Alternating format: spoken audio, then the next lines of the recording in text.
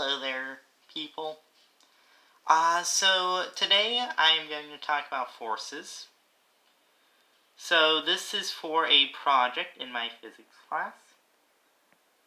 So, so we're going to be talking about forces today. I hope you all enjoy the video. If you do want to see any of my other project-related content, mainly science, and I've done a bit of history, but if you do want to see any of that, please check out my other videos, and I would appreciate it. Anyway, so today we are talking about forces. Who does not love forces? Okay. So a force, is a simple way to put it, is a push or a pull. So forces are measured in newtons, and the concept of a push or pull, which is a force, implies direction. So if you were to push something, you're pushing something and you're moving it away from you. And if you were to pull something, that would be grabbing it. So you see I'm going to zoom out a bit. So you see I'm pushing the computer and I'm pulling the computer. That is me applying a force to the computer. So this also means that a force is a vector. A vector, I believe, is some direction of movement. And I think we will see some more vectors coming up. So,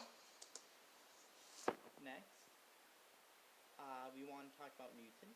Newton is a very important person in physics in general, but mainly involved in forces. Because if anyone does not know about Newton, Newton is the guy who, a while ago, had the apple drop on his head. And he got this brilliant idea of forces and motion.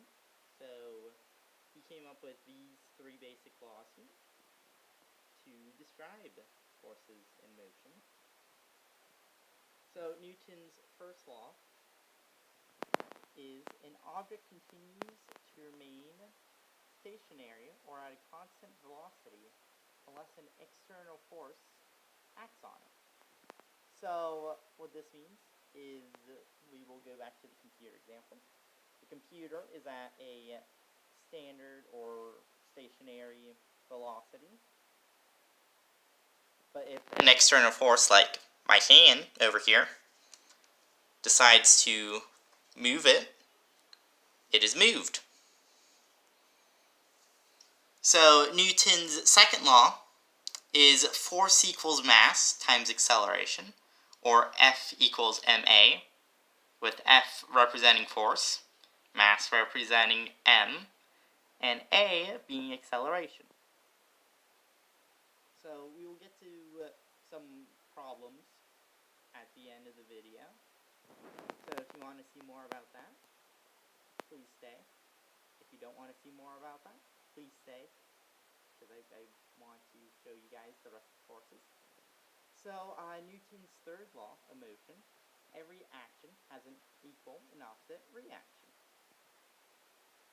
So what this means, back to the computer again. If I'm to move the computer, there are forces other than my push on the computer or my pull on the computer that are preventing the computer from moving or not moving as much in my direction. One of them can be the mat I use. So you see, if I were to move it, see it's not moving as much. So the mat.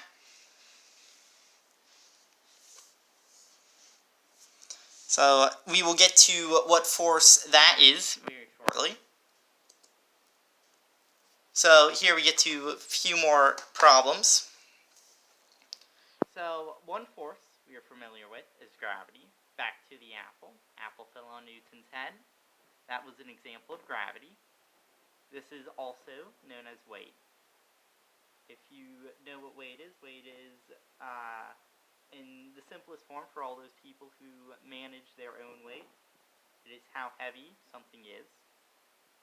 So if you're talking about your own personal weight, like my weight is about like 125, 130-ish in pounds, because you know U.S. measurements, but the standard way to measure weight is actually in kilograms, which is what every other place in the world uses, other than the U.S.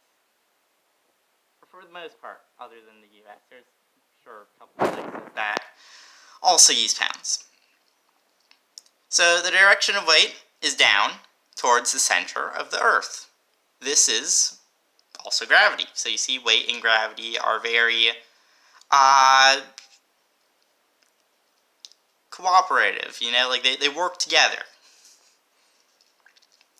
For example, when you set a mass on a tabletop, even though it stops moving, that object will still have a weight.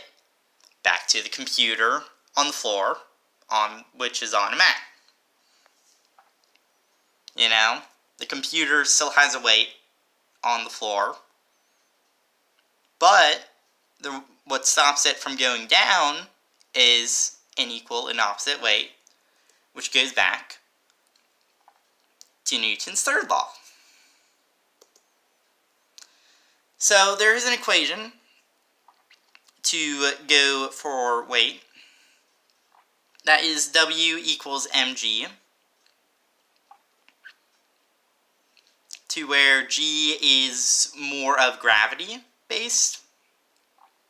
G generally stands for gravity, and that is about 10 meters per second squared. But the exact measurement is 9.81. We use 10 sometimes just to make it simpler on ourselves. And then M is mass in kilograms. Like I said, every other place in the world uses kilograms for the most part. So you sketch the mass as a point particle, otherwise known as a dot. That dot right over there is a mass, which is a point particle. And the weight as a vector in a free body diagram. So this whole picture right here is a free body diagram. This is our point particle, which is a dot, which represents mass. And the arrow pointing down could be known as gravity, which is the force, which is also weight.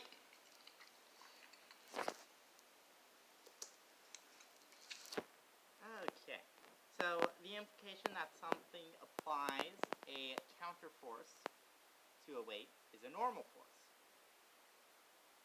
Back to the floor or the computer on the floor example, to where the computer is going down by gravity or weight, and the normal force is keeping it from going too far, which goes back to the equal and opposite reaction part of Newton's third law.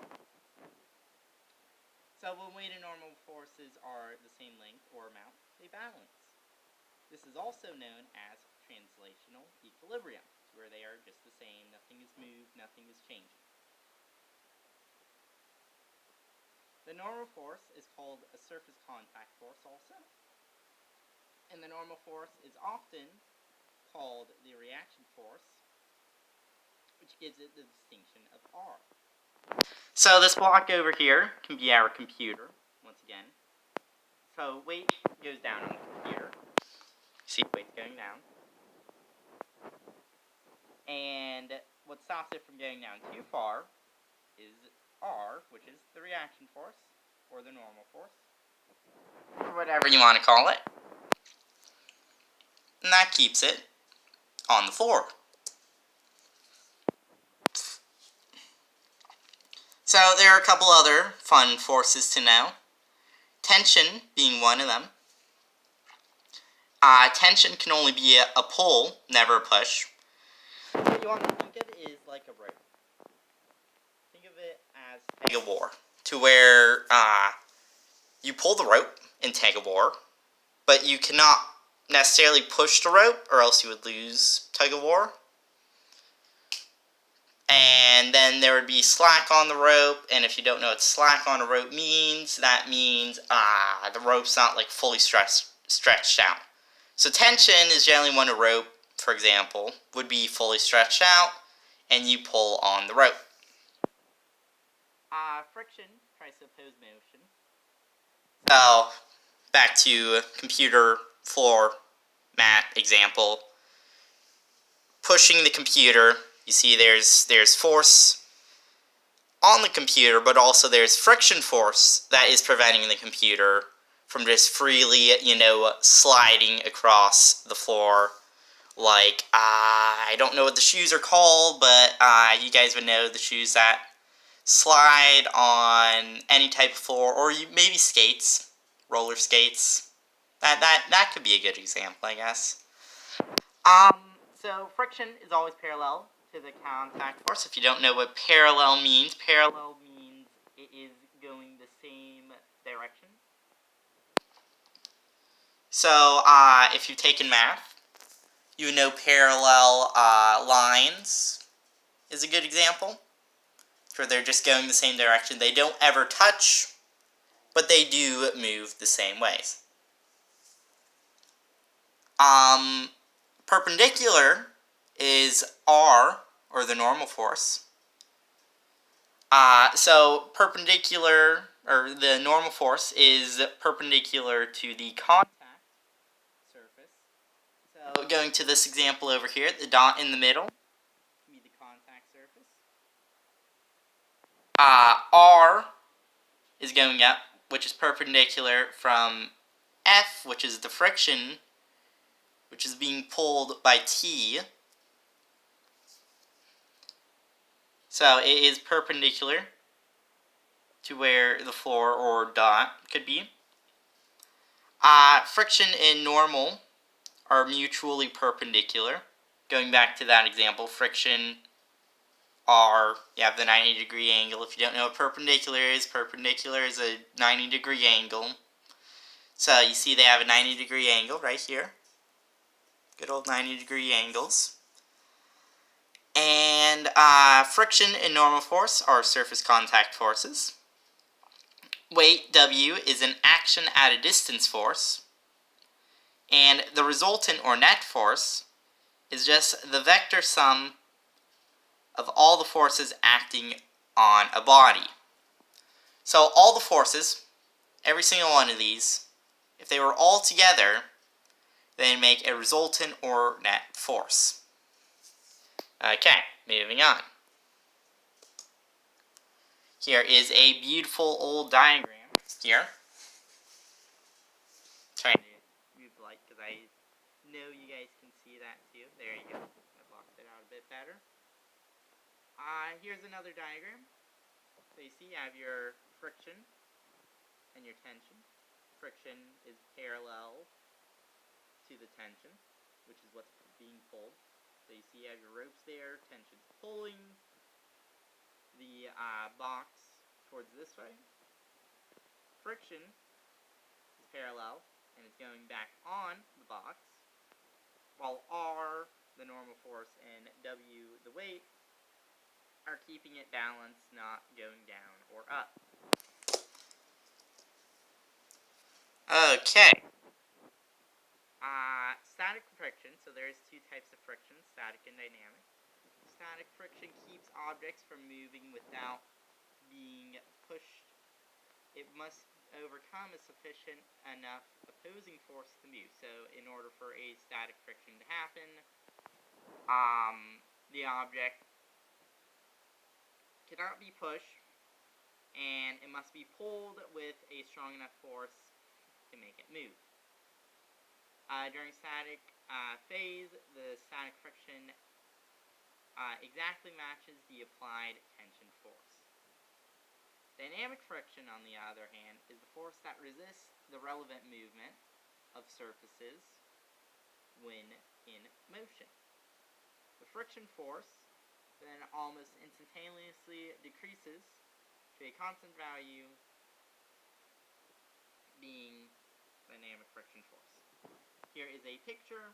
That static force, sort of similar, I guess you could say, to the friction. Well, actually, they're both types of friction.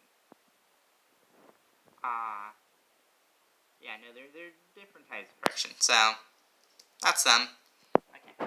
So, I have some problems here for some fun examples. These are the fun example problems I was talking about. So, a car of mass, I've also already solved them, so you don't need to pause. If you want to pause, you can. But, yeah, so we have some problems here. A car of mass of 1,330 kilograms is traveling at 28 meters per second. The driver applies a brake to bring the car to rest over a distance of 79 meters. Calculate the frictional force acting on the car. So we have our mass, our initial velocity, our final velocity, and our displacement. So if you don't know how to solve this, this is an example of a SUVAT equation. If you're doing physics, you might already know what this is. Here are these SUVAT equations. I don't really want to explain these too much, because most of you have probably already know this if you're viewing this. But there they are. So in this problem, you are looking for force and acceleration. In order to find the force, you need the acceleration. That's why you need the SUVAT equation. So this is our SUVAT equation of choice, which is also known as the timeless equation. So you see, if we plug in our problems, we end up with an acceleration of 4.96. Then we use our force equals ma, that wonderful old problem in Newton's second law, to get a force of 6,596.8 newtons. Okay. An elevator is moving down with an acceleration of 3.27 meters per second squared. What would be the apparent weight of a 62.6 kilogram man in the elevator? So for this equation, we have some gravity. So you need to use this problem. Weight equals mass times gravity minus acceleration. And my camera is deciding to not focus.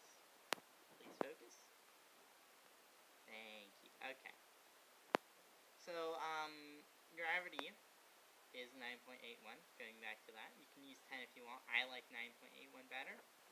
Our acceleration is 3.27. And our mass is 62.6. And if we plug those all in, we should end up with a weight of 409.404. An elevator, so this is going to be a similar problem. An elevator is moving down with an acceleration of 1.56 meters per second squared. A 16.7 kilogram block hangs from a string balance fixed on the roof of the elevator. What is the apparent weight of the block? So, once again, we are looking for weight. We have our weight equals mass times gravity minus acceleration. Same deal, we plug everything in, and we should end up with a weight of about 137.775.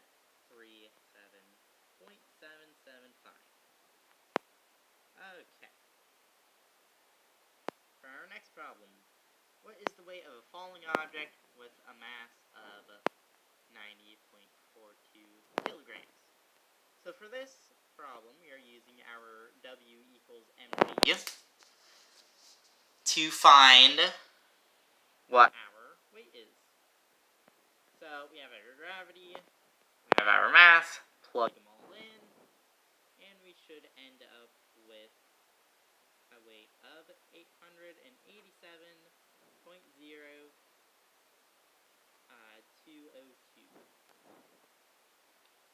And for our final problem, when the force of an object is 127.8 newtons and the acceleration of an object is 2.97 meters per